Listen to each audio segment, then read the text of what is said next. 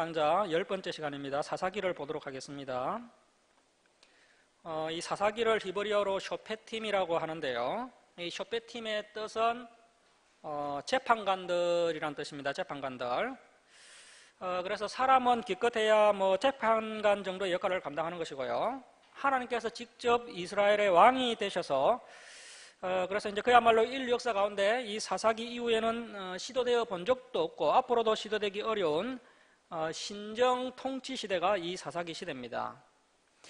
그래서 이제 온니엘 시대부터 사무엘 시대까지, 온니엘부터 사무엘까지 360년을 사사 시대다라고 이야기하는데요. 그런데 또 모세부터 또 사사로 보는 경우도 있는데 모세 시대부터 계산하면 이 사사 시대가 430년으로 늘어나게 됩니다. 그런데 이제 일반적으로는 모세로부터 보지 않고요. 온니엘 시대부터 이렇게 보는 것으로 보면 360년이 사사 시대라고 볼 수 있습니다. 이 사사 시대는 하나님께서 직접 한 민족의 왕이 되셔서 이제 이스라엘 백성들을 다스리시는, 그래서 이제 인류 역사상 가장 이상적이고 가장 수준 높은 정치 제도의 시대가 되겠습니다. 자, 이 가장 높은 수준 높은 정치 제도, 신정 통치 제도가 인류 역사 처음으로 360년간 이스라엘 백성들에게 실험이 되었는데요. 그 결론이 어떻게 났느냐 하면은 어렵다는 겁니다. 이 타락한 인간들을 이끌어가고 다스리는 것은 우리 전능하신 하나님이라 할지라도 쉽지 않다는 겁니다. 그런데 이런 인식을 오늘날 대부분의 교회 성도님들이 하지 못하고 있습니다. 그저 우리 하나님은 전지전능하신 분이시니까 무엇이든지 하나님의 뜻대로 다 하실 수 있다고 생각하지만 이 성경을 보면요, 사람이 아닌 다른 모든 것은 하나님의 뜻대로 다 됩니다. 하지만 선택의 자유와 의지의 자유를 가진 이 인격을 가진 사람은요, 하나님의 뜻대로 되지 않는다는 겁니다. 선악과 사건 이후로 급속도로 변질되어 버리고 타락해버린 이 인간을 다스리고 이끌어가는 문제에 있어서는 전능하신 하나님도 어렵다는 겁니다. 자, 그래서 이 구약 성경이 이렇게 두꺼워지게 된 것이고요. 이러한 문제 때문에 예수 그리스도께서 직접 이 땅에 오셔서 십자가에 못 박혀 돌아가시게 된 겁니다. 당시 사사시대 때 이스라엘이라고 해봐야 그 면적이 강원도 땅밖에 되지 않고요. 인구도 대구 광역시 정도 한 250만 명 정도밖에 되지 않았지만 그 크신 하나님, 우주 만물을 말씀으로 창조하신 전지전능하신 하나님께서 그 타락한 사람들 앞에서 어찌할 바를 몰라 하시는 그러한 하나님의 모습을 볼 수가 있습니다. 360년간 이 사람들을 상대하기가 어려워서 쩔쩔매고 계시는 그런 하나님의 모습을 볼 수가 있습니다. 이 사람이 도와주지 않으니까요, 사람이 제 역할을 하지 못하니까 하나님은 최선을 다하고 계시지만 그 하나님의 손, 하나님의 뜻이 전혀 이루어지지 않는 철저하게 하나님의 뜻이 무시당하는 그러한 시대가 이 사사 시대였다는 겁니다. 자, 그래서 이 사사기를 통하여 하나님께서 타락한 사람을 상대하실 때 어려워하시고 상당히 난처해 하시는 그 하나님의 심정과 하나님의 입장을 이해할 수 있게 됩니다. 자, 이제 이스라엘 백성들이 출애굽한 이후에 이제 모세 시대 40년이 지나갔습니다. 그리고 이제 여호수아 시대도 26년이 지나갔습니다. 그리고 이 여호수아와 젊은 장로님들 사이가 이제 제2세대 장로님들이니까요. 그 여호수아 이 장로님들과 한 30, 40년 나이 차이가 납니다. 그러면 이제 모세 시대 40년, 여호수아 시대 26년, 그리고 이제 2세대 장로님 한 30, 40년 이렇게 이제 지나간 것이죠. 그래서 이제 출애굽한 이후에 약 100년 정도까지는 그래도 이제 이스라엘 백성들이 하나님을 향한 그 신앙이 어느 정도 유지가 되고 있었습니다. 그러나 이제 여호수아가 죽고요, 대제사장 엘르아살도 죽고, 우리가 앞에서 보셨던 것처럼 하나님의 역사를 목도했던 그 장로님들까지 모두 다 돌아가시자 이 이스라엘 백성들의 다음 세대가 심각하게 타락해버리는 모습을 볼 수가 있습니다. 그래서 이제 그야말로 360년 동안 암흑기를 맞이하게 되었던 겁니다. 자, 여기서 우리가 반드시 생각해야 할 것이 이스라엘 백성들이 이제 가나안 땅에 들어온 지 겨우 60년밖에 지나지 않았다는 겁니다. 출애굽한 지는 100년이지만요, 이제 가나안 땅에 들어온 지는 60년밖에 되지 않았는데 이렇게 급속도로 타락하게 된 원인이 무엇인가 하는 겁니다. 자, 6가지 연인을 우리가 한번 생각해 볼 수 있겠는데요. 참, PPT를 한번 펴보실까요? 그래서 이제 이 PPT를 보시면요. 사사기 종교 암흑기 연인이 뭐냐면요. 자, 첫 번째, 그 이스라엘 땅 분배로, 토지 분배로 힘이 분산되었다는 겁니다. 이스라엘의 힘이 분산되게 됩니다. 자, 그래서 이제 사사기 1장 1절을 보시면 그 흔적이 보이는데요. 우리 사사기 1장 1절 우리 한번 함께 읽겠습니다. 자, 시작. 여호수아가 죽은 후에 이스라엘 자손이 여호와께 여쭈어 이르되 우리 가운데 누가 먼저 올라가서 가나안 족속과 싸우리까? 자, 우리 가운데 누가 먼저 올라가서 가나안 족속과 싸우리까? 예전에는 이런 말이 나온 적이 없었습니다. 뭐 함께 올라가서 싸우면 되는 것이지 이런 말이 나오는 것 자체가 이미 이스라엘의 힘이 분산되었다는 겁니다. 이미 그들의 마음이 나누어졌다는 것이죠. 자, 그래서 어찌하여 360년의 기간이 이 종교 암흑기가 되고 말았는지를 우리가 이제 계속해서 보겠는데요. 자, 그래서 이제 첫 번째 12지파에게 토지가 분배되고요. 그 12지파가 분산이 되면서 힘이 약화되고 말았다는 겁니다. 분산되었다 하더라도요, 신앙으로 잘 연합을 이루면 됩니다. 신앙으로 잘 연합을 이루어야 했는데 그만 지파 이기주의에 빠졌다는 겁니다. 단순한 분배와 분산의 문제이기보다는 그 분배와 분산으로 말미암아 지파 이기주의에 빠졌다는 것이죠. 자, 이것이 이기주의의 위험성입니다. 자, 여러분, 이기주의에 빠지면요, 개인도 망하고 공동체도 망합니다. 처음에는 뭐 개인은 살 수 있을 것 같지만요, 절대 그렇지 않습니다. 지금 우리 한국교회가 신앙 이기주의에 빠져 있습니다.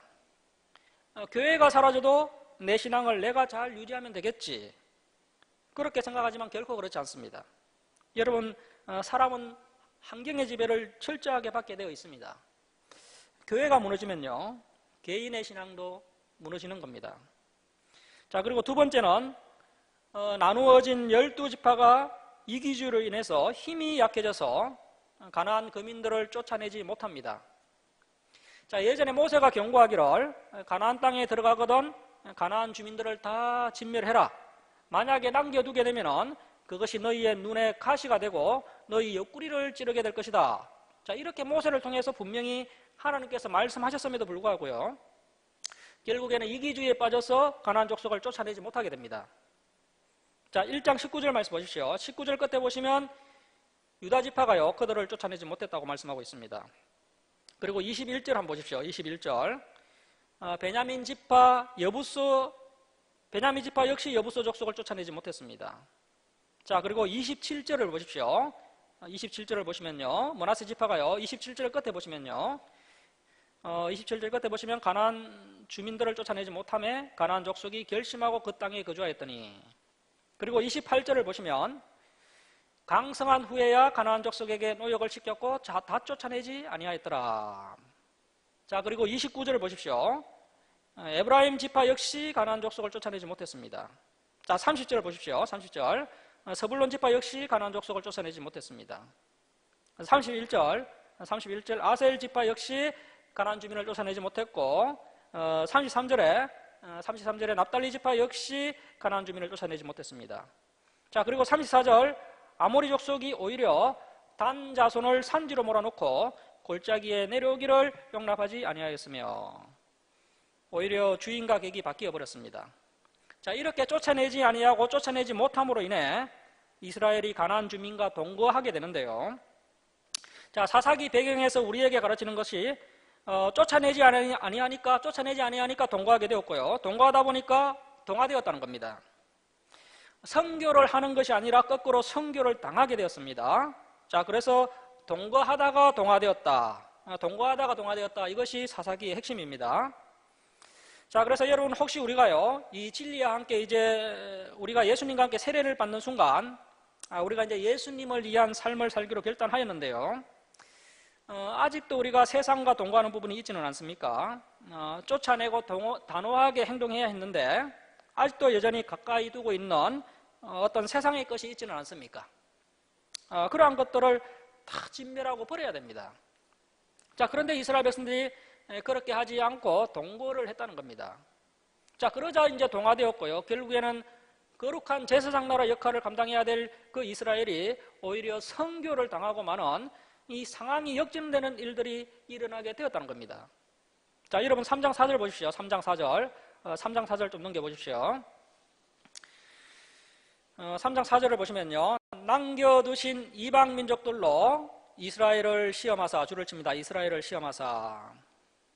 자, 여러분 우리에게도 두 가지 종류의 시험이 있습니다. 하나는 하나님이 직접 주시는 시험이 있고요, 그리고 두 번째 시험은요, 하나님이 사탄을 통해서 주시는 시험이 있습니다. 자, 그런데 하나님이 사탄을 통해서 주시는 시험은요, 대개 무엇 때문에 생기는 겁니까? 인간의 욕심 때문에. 인간이 욕심을 부리면 사탄이 역사합니다. 그것은 사실 하나님의 시험이 아니고요, 사탄의 시험입니다. 결국 이 시험은 본인들이 자기 발등을 찍은 겁니다. 본인들이 스스로 시험거리를 만든 겁니다. 자, 4절 보십시오. 4절 다시 한번 보시면, 그 남겨두신 이방민족들로 누가 남겼습니까? 이스라엘 백성들이 선택과 의지의 자를 가지고요, 이스라엘 백성들이 남긴 겁니다.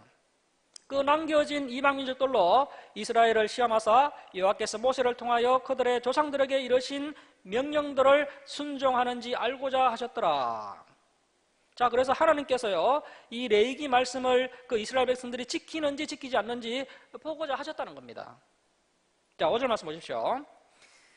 그러므로 이스라엘 자손은 가나안 족속과 헷 족속과 아모리 족속과 브리스 족속과 히 족속과 여부스 족속 가운데 거주하면서 이것이 바로 동거하는 겁니다. 동거하면서 그들의 딸들을 맞아 아내로 삼으며 자기의 딸들을 그들의 아들들에게 주고 또 그들의 신들을 섬겼더라.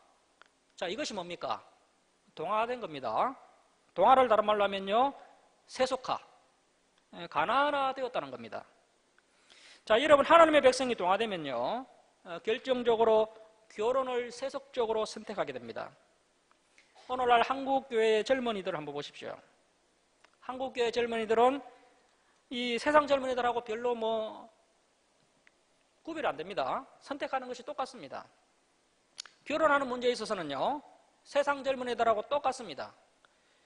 그 배우자의 믿음을 보지 않고 배우자는 믿음이 없어도 정규직이어야 한다, 연봉이 얼마 이상 되어야 한다, 물질적인 것을 가지고 배우자감을 선택한다는 겁니다. 오늘날 이 여호수아 같은 사람, 갈렙 같은 사람은요, 장가를 못 갈 수도 있습니다. 자, 이것이 이제 기독교의 세속화입니다. 자, 7절 말씀 보십시오. 이스라엘 자손이 이제 상황이 심각해지는데요, 이스라엘 백성이 동거하고 동화되니까 이제 결국 이스라엘 자손이, 자, 줄을 치겠습니다. 7절. 여호와의 목전에 악을 행하여 자기들의 하나님 여호와를 잊어버리고 바알들과 아세라들을 섬긴지라. 동거하고 동화되다 보니까요, 여호와 하나님을 잊어버렸다는 겁니다. 여기에 적어 놓으시기 바랍니다. 선교를 당하다. 선교를 당하다 적어 놓으십시오. 선교를 해야 되는데 거꾸로 선교를 당하게 됩니다. 자, 여러분 출애굽기 19장 5절과 6절에서 하나님께서 어떻게 말씀하셨습니까? 세계가 다 내게 속하였나니 너희가 내 말을 잘 듣고 내 언약을 지키면 너희는 모든 민족 중에 내 소유가 되겠고 너희가 내게 대하여 제사장 나라가 되겠고 거룩한 백성이 되리라. 이 거룩한 제사장 나라, 이것을 위해서 하나님께서 그 이스라엘 백성들을 애굽에서 불러내신 것인데, 이 이스라엘 백성들이 선교를 하는 것이 아니라요, 오히려 선교를 당해버렸다는 겁니다. 자, 그래서 이 PPT 세 번째 한번 보시면 방금 설명드렸던 내용입니다. 그 땅 거민과 동거하다가 동화되어서 결국 완전히 가나안 족속들처럼 타락해버리게 됩니다. 자, 그리고 이제 네 번째요. 앞에서 설명드린 것처럼 그 믿음의 선배들, 그 출애굽과 광야 생활과 가나안 정복의 그 큰 구원의 역사를 목격했던 그 어르신들이 다 별세를 하게 됩니다. 자, 2장 7절 다시 한번 보십시오. 2장 7절 앞으로 와서 2장 7절을 보시면요, 여호수아서 이제 23장 31절에서 읽었던 내용과 비슷한 말씀이 나오는데요, 2장 7절 보십시오. 2장 7절 줄을 좀 쳐놓으시기 바랍니다. 백성이 여호수아가 사는 날 동안과 여호수아 뒤에 생존한 장로들 곧 여호와께서 이스라엘을 위하여 행하신 모든 큰 일을 본 자들이 사는 날 동안에만 여호와를 섬겼더라. 2장 8절입니다. 여호와의 종 눈의 아들 여호수아가 110세에 죽음에 무리가 그의 기업의 경내 에브라임 산지 가스산 북쪽 딘낫 헤레스의 장사였고 10절 줄을 치겠습니다. 그 세대의 사람도 다 그 조상들에게로 돌아갔고 그 후에 일어난 다른 세대는 그 신세대는 별표합니다. 여호와를 알지 못하며 여호와께서 이스라엘을 위하여 행하신 일도 알지 못하였더라. 자, 여러분 왜 이런 일이 발생했을까요? 여기 화면 보시면요, 5번째, 성경 강좌를 하지 않았기 때문입니다. 자, 이스라엘이 이렇게 타락하게 된 결정적인 원인은 그 모세의 마지막 유언 신명기 31장 9절 이하에서 명령한 이 성경 강좌를 여호수아가 그 자기 사역 기간 동안 한 번도 하지 않았다는 겁니다. 자, 그리고 이제 사사기 360년 가운데 그 어떤 지도자도 이 360년 동안 단 한 번도 성경 강좌를 하지 않았기 때문에 그 큰 구원의 역사를 목격한, 직접 못한 그 어르신들이 다 돌아가시자 이 신세대들이 여호와를 알지 못하며 여호와께서 행하신 일도 알지 못하는 그런 심각한 일들이 발생하고 말았다는 겁니다. 그래서 반드시 다음 세대에게 이 성경과 역사를 가르쳐야 됩니다. 이 성경 강좌를 하지 않고 하나님을 알지 못하면요, 오늘날 한국교회처럼 반드시 실수를 하고 죄를 짓게 됩니다. 하나님을 알지 못하면 죄를 짓게 됩니다. 성경을 배우지 못하면요, 죄를 짓게 됩니다. 자, 2장 11절 말씀 보십시오. 이스라엘 자손이 여호와의 목전에 악을 행하여, 그래서 알지 못하면 악을 행합니다. 여러분, 오늘날 우리 교회가, 우리 성도님들이 왜 악을 행합니까? 왜 이렇게 실수를 많이 합니까? 이건 실수라고 말할 수 없을 정도로 정말 습관적인 많은 죄들을 짓고 있습니다. 혹시 우리 한국교회가, 우리 성도님들이 하나님을 알지 못하는 것은 아닐까요? 악을 행하여 바알들을 섬기며. 자, 이제 결국에는 어떻게 됩니까? 12절 중반절 보십시오. 줄을 칩니다.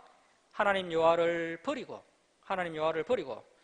자, 결국에는 성경을 배우지 않으니까요, 하나님을 알지 못하게 되고요, 하나님을 알지 못하니까 악을 행하고, 악을 행하다 보니까 이제 하나님을 버려버리게 됩니다. 자, 하나님을 버려버리니까 하나님께서 어떻게 하십니까? 12절 끝에 보십시오. 12절 끝에 여호와를 진노하시게 하였으되, 하나님께서 진노하시게 됩니다. 자, 14절 보십시오. 여호와께서 이스라엘에게 진노하사 노력하는 자의 손에 넘겨주사 그들이 노력을 당하게 하시며 또 주위에 있는 모든 대적의 손에 팔아 넘기심에 그들이 다시는 대적을 당하지 못하였으며. 자, 15절 보십시오. 그들이 어디로 가든지 여호와의 손이 그들에게 재앙을 내리시니 곧 여호와께서 말씀하신 것과 같고. 자, 여기서 말씀하신 것이 뭡니까? 레위기 26장, 신명기 28장에 나오는 그 하나님의 저주의 말씀입니다. 자, 그래서 여호와께서 그들에게 맹세하신 것과 같아서 그들의 괴로움이 심하였더라. 자, 이제 마지막 6번째 화면 보십시오. 자, 아무리 생각해도 이제 여호수아 같은 훌륭한 분이 왜 이런 실수를 했는지 참 이해가 되지 않는 부분인데요.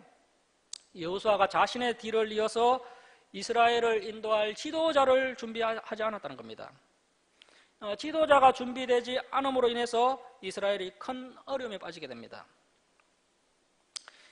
이제 앞으로 이제 주사랑교회가 든든히 진리 가운데 서가게 될 텐데요. 그래서 이제 제가 이제 늙어서 사역을 내려놓게 되고요. 뒤를 이어서 이제 제2대 담임 목사님이 이제 세워지게 되는데, 그분이 이제 성경 말씀을 가지고 사역을 하지 않는다면요, 교회가 순식간에 이제 흔들리고 엉뚱한 방향으로 가게 됩니다. 여호수아가 후계자를 준비하지 않음으로 이스라엘 백성들이 목자 없는 양처럼 유리하고 방황하게 되었던 겁니다. 자, 이렇게 6가지 이유들이 복합적으로 작용하면서 이스라엘이 값비싼 대가를 지불하게 됩니다. 사사기 360년간 이스라엘이 온통 죄악으로 얼룩지게 되고 도무지 헤어나오지 못하고 악순환이 계속해서 되풀이 되었던 겁니다. 자, 이렇게 해서 이제 사사들이 등장하게 됩니다. 이러한 배경 가운데 사사들이 등장하는데, 이 사사들도요, 그 율법 하나님의 말씀을 모르기 때문에 이 사사들도 제대로 하는 것이 없습니다.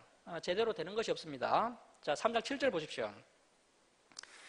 3장 7절입니다. 이스라엘 자손이 여호와의 목전에 악을 행하여 자기들의 하나님 여호와를 잊어버리고 바알들과 아세라들을 섬긴지라 여호와께서 이스라엘에게 진노하사. 자, 여러분, 우리 하나님은요, 질투하시는 하나님이십니다. 자, 그리고 우리 역시요, 한국교회 역시요, 이러한 잘못된 선택을 했을 때 하나님께서 한국교회를 향해서 진노하신다는 것을 우리가 반드시 명심해야 됩니다.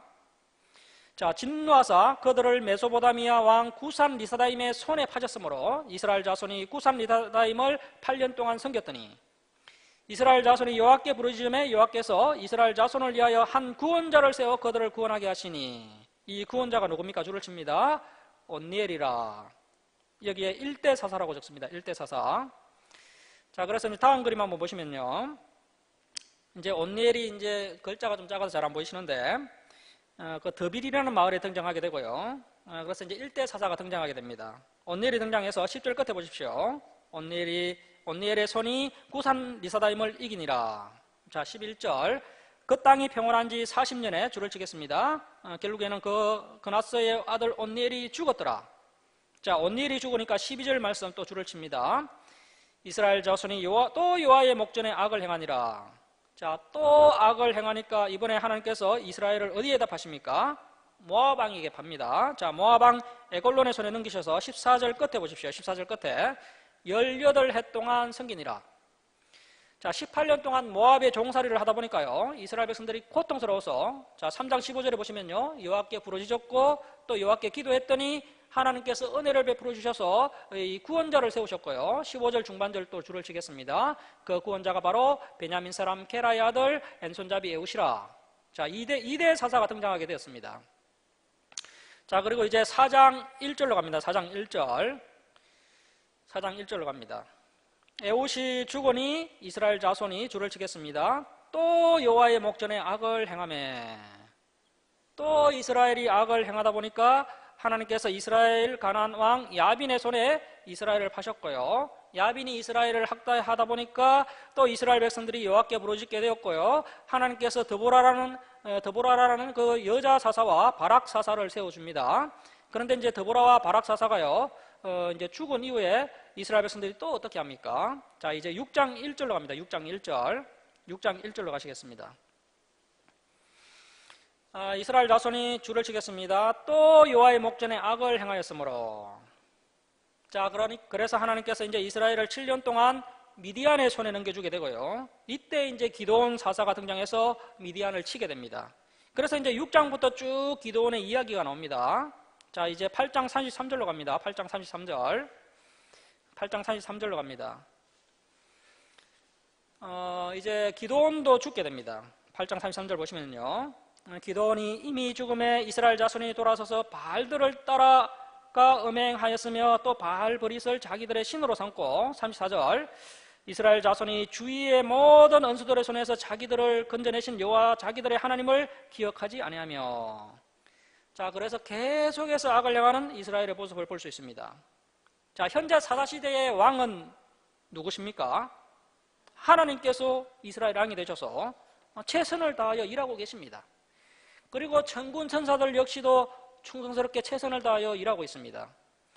이 타락한 천사들, 이 못된 천사들은 이미 다 타락해서 이제 귀신이 되어버렸고요. 남아있는 그 3분의 2, 그 많은 천사들은 다 충성스러운 천사들이거든요. 때로는 뭐 사탄과 귀신들이 방해해서 일이 조금 늦어지는 경향은 있지만 그래도 이 천사들은 자기에 맡은 일을 다 해냅니다. 하나님도 최선을 다하고 계시고 천사들도 최선을 다하고 있는데 결국에는 누가 제 역할을 못해서 역사가 어두워지고 있습니까? 사람이 제 역할을 하지 못하니까요, 역사가 어두워졌다는 겁니다. 사람이 타락해서 제 역할을 못하니까 역사가 어두워졌습니다. 자, 특별히 이때 가장 필요한 것은 누군가가 하나님의 말씀으로 이 시내산 언약과 레위기를 가지고 이 타락한 백성들을 일깨워 주어야 하는데 타락한 백성들을 깨워줄 그 준비된 지도자가 없으니까 이스라엘이 진정한 회복이 안 되고요. 계속해서 순간적으로 반창고 바르고 또 더 악화되고 또 반창고 바르고 또 더 악화되는 이러한 악순환만 반복되고 있는 겁니다. 이 하나님의 말씀의 금을 가지고 자르고 도려내서 수술을 해야 하는데 그 근본 작업이 안 되니까요. 반창고만 바르고 병은 악화되는 그래서 그런 악순환만 되풀이되고 있는 겁니다. 중간중간에 사사들이 반짝반짝 사역을 하기는 하지만 이 본질적인 문제, 이 하나님의 진리의 말씀을 그 백성들의 가슴판에 새겨주는 이 근본적인 문제가 해소가 안 되니까요. 역사가 계속해서 어려워지고 있습니다. 자, 여러분 오늘날도요 성경 66권으로 타락한 백성들을 깨워줄 준비된 성경교사가 필요한데요, 이 준비된 성경교사가 없다는 것이 우리 한국교회의 가장 근본적인 문제라고 할 수 있습니다. 자, 그런 의미에서 이제 우리 교회가 참 숫자는 적지만요, 우리 주사랑교회 성도님들이 이렇게 이제 창세기부터 요한계시록까지 성경을 다 배우고요, 그래서 이제 이 말씀을 따라 행하고, 그리고 앞으로 우리 성도님들이 이제 이 성경 교사가 되어서요, 하나님의 말씀을 가르치는 그런 귀한 일을 감당하는 것을 하나님께서 기뻐하신다는 겁니다. 가능할 수 있습니다. 제가 이제 이 성경 강좌 다 끝나고 이제 원고를 다 만들어서요, 책으로 좀 내려고 합니다. 책으로 내가지고 이걸 이제 책을 가지고 우리 성도님들이 바로 강좌를 할 수 있도록 그렇게 제가 이제 하려고 합니다. 제가 없어도 이제 우리 성도님들이 자기 집에서 모아놓고 각 파트별로 이제 성경 강좌가 진행될 수 있도록 그렇게 이제 하려고 이제 제가 계획을 하고 있습니다. 자, 이제 10장 5절을 보십시오. 10장 5절 갑니다. 10장 5절 보시면 계속해서 반복이 되는데요, 이제 야일 사사가 죽고요. 자, 5절 보시면, 10장 5절 보시면, 야일이 죽음에 가문의 장사되었더라. 자, 6절 말씀 줄을 칩니다. 이스라엘 자손이 다시 여호와의 목전에 악을 행하여, 6절 끝에 보시면, 여호와를 버리고 그를 섬기지 아니하므로. 7절, 여호와께서 이스라엘에게 진노하사, 하나님께서 그냥 넘어가시는 적이 없습니다. 반드시 진노하십니다. 자, 우리가 이제 민수기에서 보신 것처럼요, 이스라엘 백성들이 11번 불평하는데, 이 시내산 언약 이 말씀이 주어진 이후에요, 그 이스라엘 백성들이 불평할 때 하나님께서 그냥 넘어가신 적이 있습니까, 없습니까? 반드시 사랑의 매를 들고 그들을 때리셨습니다. 자, 그래서 진노하사 블레셋 사람들의 손과 암몬 자손의 손에 그들을 파심해, 이것이 하나님의 사랑 방법입니다. 우리도 자식을 키울 때요, 정말 자식을 사랑하기 때문에 이 사랑의 매를 드는 것처럼요, 이 사랑이라는 개념도 오늘날 이제 교회가 이 뉴에이지 사상에 물들어서 하나님은 무조건 사랑의 하나님으로 오해를 하고 있지만, 진짜 사랑은요 매를 드는 겁니다. 진짜 사랑하기 때문에 질투심도 일어나는 것이죠. 질투심이 없다는 것은요, 사실은 사랑하지 않는다는 겁니다. 일례로 제 아내가 다른 남자 손을 잡고 다닌다면요, 제가 하가 치밀어 오르는 것이죠. 그래서 이제 그 논팽이를 어떻게 해버리든지 하는 것이 그게 이제 진짜 사랑이지, 나는 가슴이 넓은 남편이니까 그럴 수 있다 하면서 넘어갈 수가 없습니다. 오늘날 그런 하나님은요 성경적인 하나님이 아니라는 겁니다. 질투하시는 하나님이 성경적인 하나님이십니다. 자, 이제 12장 15절로 가십니다. 12장 15절. 12장 15절로 가시면요, 압돈 사사가 죽었습니다. 압돈 사사가 죽었고요, 이제 이스라엘이 어떻게 됩니까? 자, 13장 1절로 가시면요, 13장 1절로 가시면요, 13장 1절 가시면, 이스라엘 자손이 다시 여호와의 목전에 악을 행하였으므로, 이런 말씀이 총 7번 나옵니다. 7번. 그러니까 하나님께서 또 어김없이 진노하셔서 블레셋 사람의 손에 팔아넘기시게 됩니다.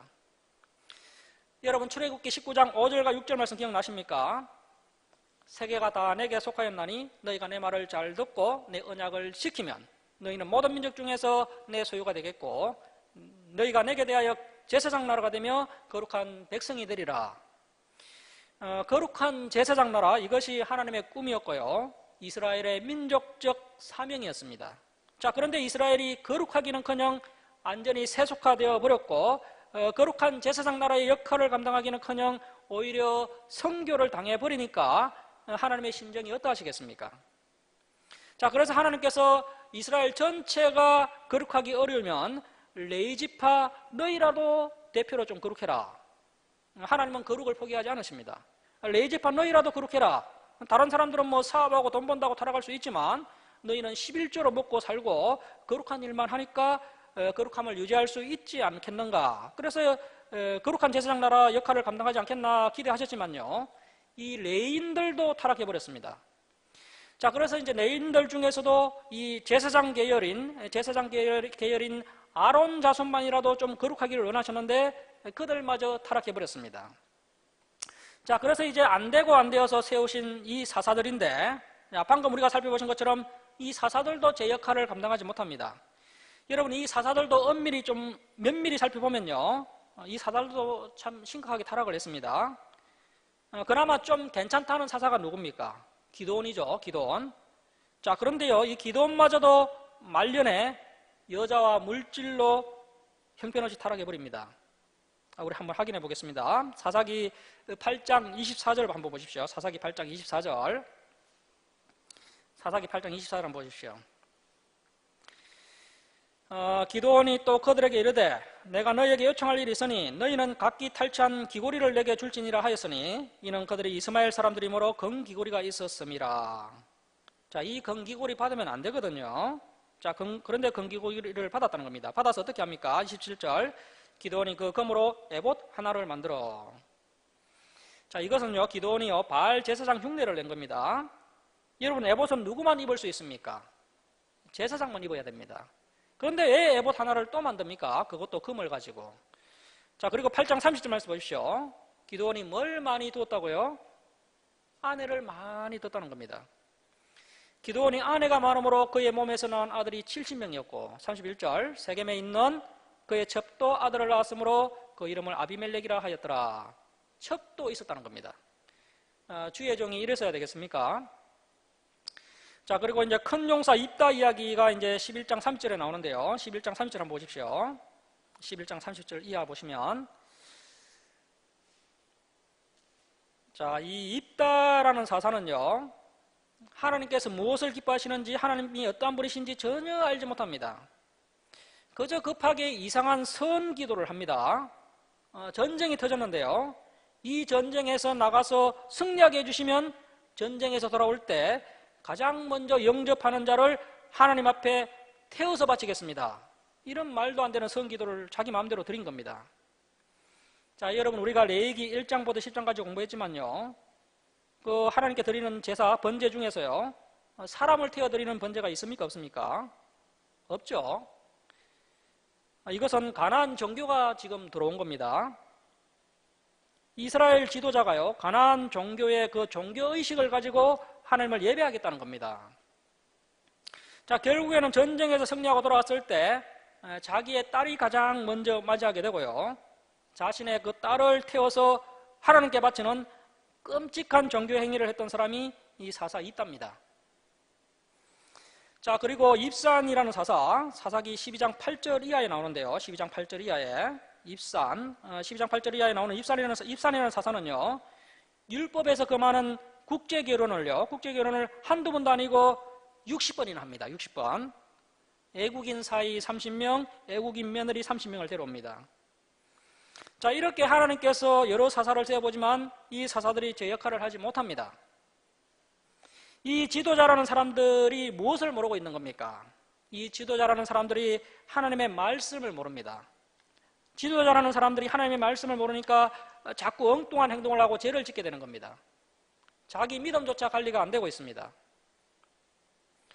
부끄러운 이야기지만요, 오늘날 한국교회 목회자들이 지금 그렇습니다. 무엇이 잘못되었으며 내가 어디서부터 이탈되었는지를 모르고 있습니다. 자, 이러니까 백성들도 성도들도 타락 일변도로 더욱더 내달리고 있는 겁니다. 자, 그래서 하나님께서는 어찌할꼬 하시면서 이제 특별 조치를 취하시게 되는데요, 그 특별 조치가 뭐냐면요, 사사기 13장에 보시면요, 자, 이번에는 이제 모태에서부터 구별된 나시린을 사사로 세우면 좀 낫지 않겠는가, 그런 기대감을 가지시고 이제 기묘자라 이름하는 어떤 강력한 영적 실체인데 이 기묘자를 이제 칼빈 같은 신학자는요, 예수님이라고 봅니다. 예수님. 그래서 이제 이 기묘자를 예수님이라고 본다면요, 이 예수님께서, 성자 하나님께서 직접 오셔서 그 마누아라는 사람의 집에 가셔서 이제 그 부부가 아들을 갖도록 하시고, 그래서 이제 겨우겨우 30년 동안 그 삼손이 이름이 뜻이 이제 작은 태양이라는 뜻이거든요. 그 작은 태양이라는 그 삼손을 어머니의 뱃속에서부터 나시린으로 잘 키우게 됩니다. 자, 이렇게 애지중지 키웠더니 어떻게 된 것이, 이 삼손이요, 일반 사사들보다 더 타락을 해버립니다. 이 삼손이 자라나서 블레셋에 좀 예쁜 여인이 있다고 해서 그 이방 여인을 아내로 맞이합니다. 그리고 하나님이 주신 그 능력으로, 그 큰 힘으로 사자를 찢어 죽이더니요, 그 사자 시체에서 나오는 부정한 꿀을 마시고 나시린이 손대면 안 되는 그 사자 시체에 손을 대고요. 그 시체에서 나온 그 부정한 꿀을 품하시고요. 또 블레셋의 풍습을 쫓아서 블레셋식 혼인잔치를 합니다. 예를 들면 오늘날 젊은 전도사님이 예배를 드리면서 이렇게 기독교식으로 결혼식을 하지 않고요. 그냥 세상 방식으로 결혼을 했다는 겁니다. 나시린이 술을 품하시고 이렇게 또 이제 도박 같은 그 60불 옷 내기를 해서요. 또 친구들 그리고 아내의 마음을 상하게 하고 또 그 60불 옷 내기에 져서 그 옷을 구하기 위해서 아소글론 사람들 그 30명을 쳐서 죽이고 이 옷을 빼앗아 오는 그런 악한 행동을 하고요. 그래서 이제 일반 사사보다도 소양이 더 떨어지는 그런 삼손에 대한 이야기가 13장부터 16장까지 기록되어 있습니다. 자, 이렇게 사사를 세웠더니 사사가 타락하고 또 이 특별 조치로 나시린 삼손을 사사로 세웠더니 그 나시린 사사 삼손까지도 타락해버리니까요. 하나님께서 낙심을 하게 됩니다. 자, 이러한 분위기 가운데 이스라엘 백성들이 하나님의 심정을, 하나님의 분위기를 이해하지 못하고 보셨던 것처럼 완전히 세속화되어서 하나님께 구한 것이 뭡니까? 우리도 세상 나라처럼 왕이 있어야겠나이다. 하나님께서도 사무엘도 이스라엘 백성들의 기도에 상당히 불쾌하게 생각하셨습니다. 그런데 백성들이 왕이 필요하다고 박박 우기니까요. 하나님께서 어떻게 하십니까? 기분이 나쁘신데도 그냥 들어줘 하시면서 그 백성들의 소원을 하나님께서 들어주시게 됩니다. 자, 그래서 이제 하나님께서 왕자에서 내려오시게 되고요. 세상 나라와 똑같이 사람을 왕으로 세우게 되는 이스라엘의 왕정 시대가 돌아가게 되는 겁니다. 자, 여러분, 그러면 이 왕은 타락을 안 합니까? 이후에 그 왕들은 더 심각하게 타락하게 되는 것을 우리가 이제 앞으로 공부하게 될 겁니다. 이처럼 구약의 전체 역사가요, 하나님의 뜻대로 안 되고 안 되는 타락의 역사라는 겁니다.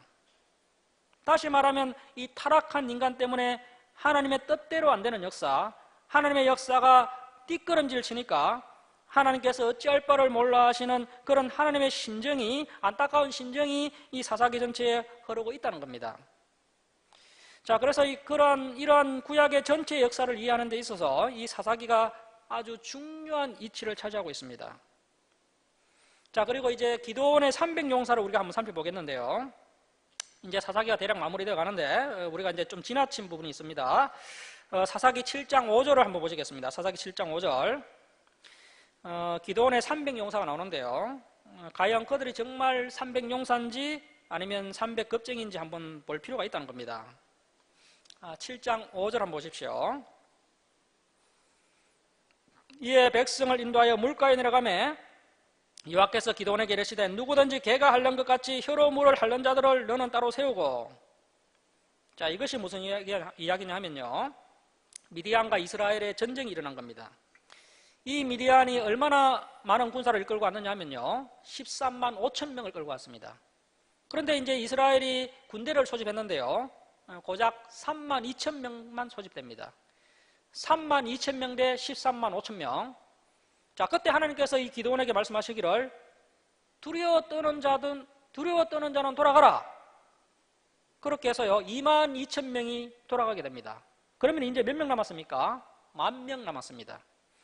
10,000명 남았는데 하나님께서 어떻게 하십니까? 이 10,000명이 많다는 겁니다. 10,000명이 많으니까 아래와 같이 명령해라. 그렇게 하시면서요, 개가 핥는 것 같이 혀로 물을 핥아 먹는 자는 따로 세우고 그들은 다 넘겨두라고 하신 겁니다. 자, 7장 6절 한번 보십시오. 손으로 운깨 입에 대고 핥는 자의 수는 300명이요. 그 외의 백성은 9,700명이죠. 9,700명은 다 무릎을 꿇고 물을 아주 여유롭게 마신 겁니다. 우리가 뭐 역사 드라마 같은 것을 보면요, 이 장수들이 이제 전쟁을 하던 중에 이 물을 만나면요, 그 장수들은 그 입을 물에 대고 남자답게 벌컥벌컥 마십니다. 그런데 이 300명은 너무나 긴장을 해서 웅크리고 앉아서 물도 제대로 마시지 못하는 그런 겁쟁이 300명이었다는 겁니다. 7절 말씀 보십시오. 여호와께서 기드온에게 이르시되 내가 이 물을 핥아먹은 이 겁쟁이 300명으로 너희를 어떻게 하신다고요? 구원하며 미디안을 내 손에 넘겨주리니 남은 백성은 각각 자기의 처소로 돌아갈 것이니라 하시니. 자, 이렇게 9,700명이 돌아가 버리고 겁쟁이 300명과 함께 전쟁을 치르게 됩니다. 이 이야기는 너무 유명해서 많은 설교를 들어보셨죠? 자, 하나님께서 왜 이렇게 일을 진행하십니까? 이번 미디안과의 전쟁에서 이스라엘 백성들이 분명히 이길 것인데, 하나님께서 분명히 이기게 해주실 것인데, 그때 이스라엘 백성들이 자기 스스로 이겼다고 절대 말하지 못하게 하기 위해서 이렇게 하신 겁니다. 오직 하나님으로 인해 승리했습니다. 오직 하나님만 영광 받으십시오 라고 고백하기를 언하셨기 때문에 이렇게 일을 진행하신 겁니다. 자, 그래서 이러한 전체적인 맥락을 이해하고요, 이 본문을 해석해야 이것이 이제 용사가 아니고 겁쟁이 300명인 것이 분명하게 드러나게 된다는 겁니다. 자, 이제 17장으로 갑니다. 17장. 17장으로 가시면 이제 17장도 참 중요한 이야기가 기록되어 있는데요. 17장과 18장이 사사시대 풍경 1입니다. 사사시대 풍경 1. 한번 적어 놓으십시오. 17장, 18장 사사시대 풍경 1. 자, 이스라엘 백성들이 하나님을 이렇게 모를 수 있나 할 정도로 한심한 이야기가 나옵니다. 성경을 가르치지 않으니까요, 하나님을 섬긴다고 하지만 결국에는 하나님을 섬기는 것이 아니라 자신의 마음속으로 상상한 신을 섬기고 있는 겁니다. 참으로 안타까운 현실을 볼 수가 있습니다. 자, 17장 3절 한번 보십시오. 3절. 미가가 은 1,100을 그의 어머니에게 도로 주매 그의 어머니가 이르되 내가 내 아들을 위하여. 자, 이 미가의 어머니가 어떤 종교행위를 하려고 하는데요, 그 종교행위 목적이 누구를 위한 겁니까? 아들을 위하여. 자, 여러분, 우리는요, 하나님을 위하여 이렇게 되어야 됩니다. 자, 그런데 아들을 위하여, 내 가정을 위하여, 내 남편을 위하여, 나를 위하여 이렇게 되면 안 된다는 것이죠. 그러면 상당히 곤란해집니다. 자, 그런데 말씀을 배우지 않으니까요, 아까 말씀드린 것처럼 이기주의에 빠지게 되고요, 결국 종교 행위를 하는데 그 목적이 내 아들을 위하여 한 신상을 새기며 한 신상을 부어 만들기 위해. 여러분, 우리가 십계명에서 배웠지만요, 신상을 만들면 됩니까? 안 됩니까? 절대 안 됩니다. 신상을 부어 만들기 위해 내 손에서 이언을 줄을 칩니다. 여호와께 거룩히 드리노라. 여호와께 거룩히 드리노라 줄을 칩니다. 여러분, 이렇게 미신적인 종교행위를 하면서 누구께 거룩하게 드린다고 합니까? 여호와께 거룩히 드리노라. 그야말로 자기 마음대로 종교행위를 하고 있습니다. 여러분, 미가의 어머니가요, 엄청 100개로요 아들 미가를 위하여 값비싼 신상을 제작해 준 겁니다. 그러면서 말로는요, 이 언을 여호와께 거룩히 드리노라. 십계명의 제2계명을 어기면서요, 이기적으로 미신적으로 신앙생활을 하고 있습니다. 이런 신앙은 아무런 유익이 되지 못합니다. 차라리 신앙생활을 안 하는 것이 더 나을 뻔한 그런 참 행위를 하고 있습니다. 그래서요, 오늘날 우리 한국교회와 우리 성도님들이 이러한 우상숭배에 빠져 있는 것은 아닌지, 이 본질에서 벗어난 그런 잘못된 신앙생활을 하고 있는 것은 아닌지 우리가 우리의 신앙을 한번 점검해 보아야 됩니다. 자, 12절 말씀 보십시오. 미가가 그 레인을 거룩하게 구별하며 그 청년이, 이 청년은 레인 한 사람입니다. 레인이 미가의 제사장이 되어 그 집에 있었더라. 성경도 하나님도 전혀 모르는 어설픈 레인에게 이 미가가요, 사례비를 줄 테니까 이 값비싼 신상을 잘 관리해라 이렇게 한 것이죠.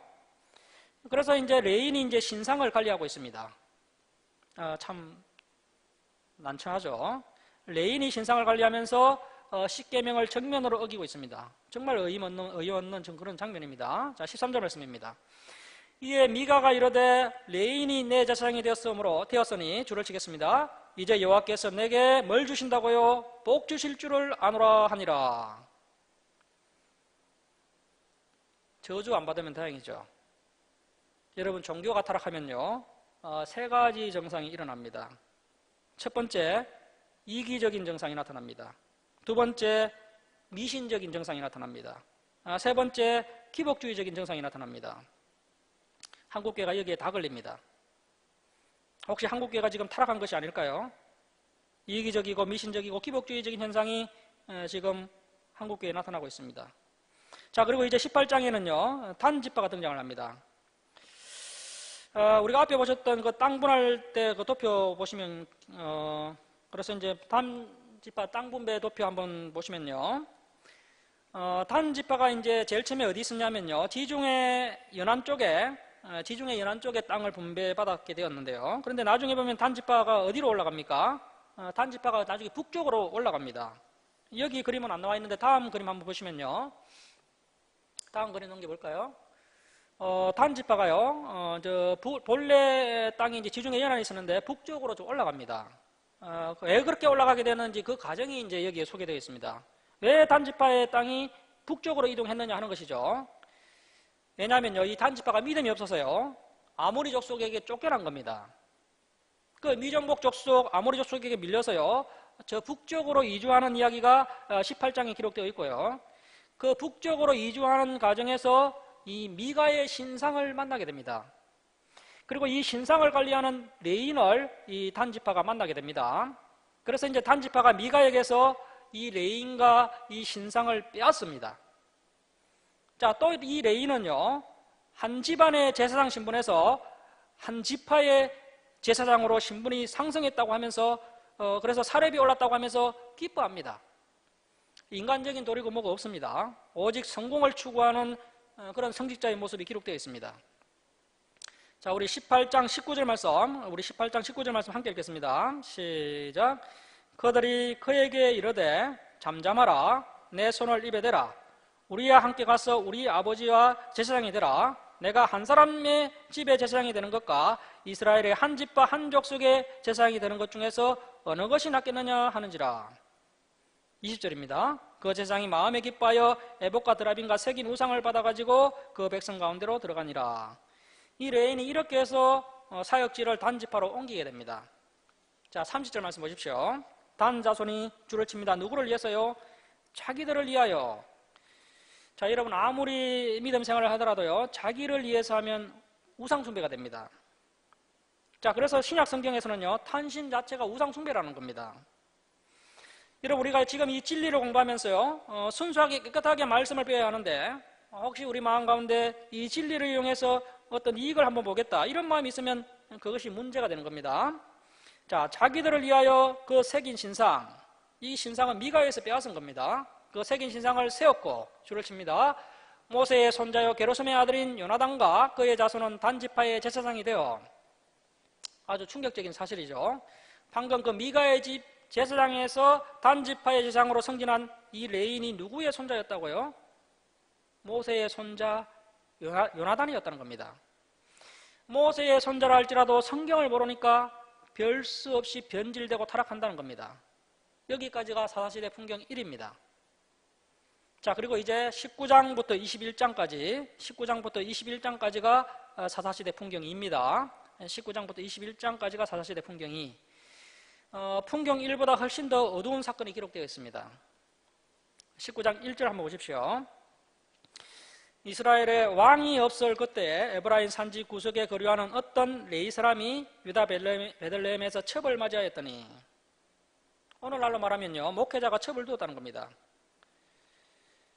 목사들이 스캔들이 끊이지 않는다면 그 기독교가 어떻게 됐다는 말입니까? 타락했다는 것이죠. 타락한 사사시대의 풍경입니다. 레인이 성적으로 타락을 해서 첩을 두었는데요, 세상에 그 첩이요, 또 다른 남자와 바람이 나서 행음을 하고는 진정으로 도망을 가버렸습니다. 자, 진정으로 도망간 지 몇 달이 되었다고요? 2절 말씀 보십시오. 그 첩이 행음을 하고 남편을 떠나 유다 베들레헴 그의 아버지의 집에 돌아가서 거기서 넉 달 동안을 숨어 지내매. 자, 이 사사기 시대 상황을 한번 보십시오. 이렇게 타락한 시대였다는 겁니다. 자, 이렇게 해서 이 레인이 또 첩을 찾으러 갑니다. 그냥 뭐 놔두면 되는데 또 이 첩을 찾으러 갑니다. 지금 이 모든 것들이 사사시대 풍경입니다. 사사시대의 시대 상황을 이야기해 주고 있는 겁니다. 그래서 이제 첩을 찾아서 돌아오는 길에 이제 기브아 마을에서 해가 지게 됩니다. 자, 19장 14절 보십시오. 14절. 모두 앞으로 나아가더니 베냐민에 속한 기브아에 가까이 이르러 해가 진지라. 해가 져서 난처하게 되었습니다. 그런데 다행히 착한 노인을 만나서요, 그 노인의 집에 하룻밤 신세를 지게 됩니다. 자, 그런데 그날 밤에 아주 비극적인 사건이 일어나게 됩니다. 22절 말씀 보십시오. 22절. 그들이 마음을 즐겁게 할 때에 그 성읍의 불량배들이, 이 베냐민 지파의 불량배들이요, 그 집을 에워싸고 그 노인의 집을 에워싸고 문을 두들기며 집주인 노인에게 말하여 이르되 내 집에 들어온 사람 레인을 끌어내라. 아마도요, 이 레인이요 상당히 곱상하게 생겼던 것 같습니다. 레인을 끌어내라, 우리가 그와 관계하리라. 이 관계하리라가 히브리어로 야단데요, 이것은 뭐 알다 이런 뜻도 있지만요, 성관계하다 이런 뜻도 있습니다. 여기서는 성관계하리랍니다. 남색하리라 이런 뜻입니다. 그때 이제 이 노인이 이 불량배들을 말립니다. 설득해 봅니다. 하지만 해결되지 않고요, 분위기가 더욱더 험악해집니다. 그때 이제 레인이요, 자기 살겠다고요, 자기 첩을 불량배들에게 넘겨줘 버립니다. 그러니까 이 첩은요, 이 레인에게 성적 놀이기에 불과했던 겁니다. 자, 25절 말씀 보십시오. 무리가 듣지 아니하므로 그 사람이 레인이 자기 첩을 붙잡아 어떻게 했다고요? 그들에게 불량배들에게 강제로 밖으로 끌어내매. 자기 살겠다고요, 자기 첩을 레인에게 끌어냈다는 겁니다. 자, 계속해서 보시면 불량배들이 그 여자와 관계하였고 밤새도록 그 여자를 능욕하다가 새벽 미명에 놓은지라. 이 첩이 그 능욕을 당하고 결국에는 그 충격으로 죽게 됩니다. 매우 화가 난 레인이 그 첩의 시체를 가지고 집으로 돌아가지고 그 첩의 시체를 12덩어리로 나눕니다. 29절 말씀 보십시오. 그 집에 이르러서는 칼을 가지고 자기 첩의 시체를 거두어 그 마디를 찍어 12덩이에 나누고 그것을 이스라엘 사방에 두루 보내매. 자, 이렇게 도망난 시체가 각 지파에 배달이 되어 오니까요, 이 온 12지파가 발칵 뒤집히게 되면서 이제 300년 만에 이 사건 때문에 이스라엘의 총회가 소집됩니다. 지파 이기주의에 빠져서 다 개인 플레이하고 있을 때 300여 년 만에 이스라엘 12지파가 한자리에 모이게 됩니다. 하나님께서 이스라엘의 연합을 이렇게 만드십니다. 하도 연합을 안 하니까요, 어려운 문제를 통하여서 한자리에 모이게 하십니다. 자, 모인 이스라엘 총회가 이 베냐민 지파에게요, 이번 사건을 일으켰던 그 베냐민 그 불량배들을 내놓으라고 이야기합니다. 그런데 이 베냐민 지파가 그냥 내주면 될 것을 말을 듣지 않습니다. 그래서 결국에는 11지파하고 베냐민 한 지파 간의 전쟁이 일어나게 되면서요, 이 전쟁으로 인해서 베냐민 남자 600명을 제외하고는 모든 베냐민 남자들이 다 죽임을 당하고 맙니다. 아주 끔찍한 동족 상잔의 비극이 일어나게 됩니다. 자, 여러분, 그렇다면 왜 이렇게 베냐민 지파가 하나님의 심판을 받은 겁니까? 이스라엘이 지난 300년 동안 이와의 목전에서 악을 행하고 또 악을 행하고 다시 악을 행하기 때문에 이스라엘 민족 가운데 이렇게 고통스러운 하나님의 심판이 임하게 되었다는 겁니다. 여러분, 이게 남의 이야기가 아닙니다. 우리 한국교회도 그렇게 될 수 있습니다. 우리나라도 그렇게 될 수 있습니다. 우리 한국교회가 타락을 하게 되면요, 우리나라도 그렇게 될 수 있다는 겁니다. 이렇게 매우 어두운 이야기가 21장까지 이어지면서 이 사사기가 마쳐지게 됩니다. 자, 그리고 이제 룻기로 가게 되는데요, 이 룻기는 사사시대 풍경 3입니다. 이런 참 어두운 사사시대 가운데요, 정말 한 줄기 빛과 같은 이야기, 정말 아름다운 이야기가 이제 룻기인데, 그것이 이제 사사시대 풍경 3입니다. 그래서 이제 룻기가 그렇게 기록되어 있는 것을 볼 수 있고요. 오늘은 여기까지 하고 다음 주에 룻기를 보도록 하겠습니다. 기도하겠습니다. 사랑의 하나님,